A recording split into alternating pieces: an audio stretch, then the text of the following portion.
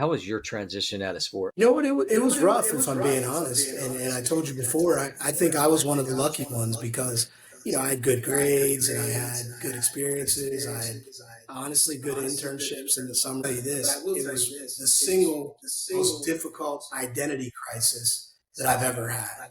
And that's saying a lot because, what happens is you go from being so regimented that you're told when to get up and when to wake up and when to eat and when to practice and when to work out and when to sleep, almost military-ish for 5, 6 years of your life. And all of a sudden you play a game on Saturday, you fly home, you come back on Sunday and have a team meeting, and on Monday somebody else is wearing your jersey and sitting in your locker.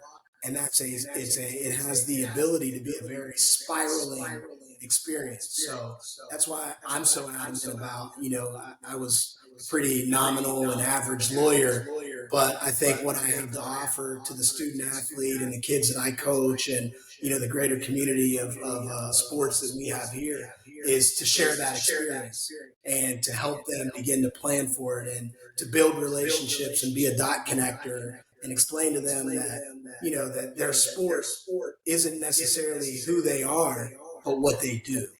Right. Because if you kind of reverse that, and it's who you are and not what you do, it becomes so much of your identity that it almost becomes impossible to carve that apart and still be able to press forward. And so I admittedly, it was very difficult for me. And, but fortunately, I've got a good story to tell. And, I'm thankful for that.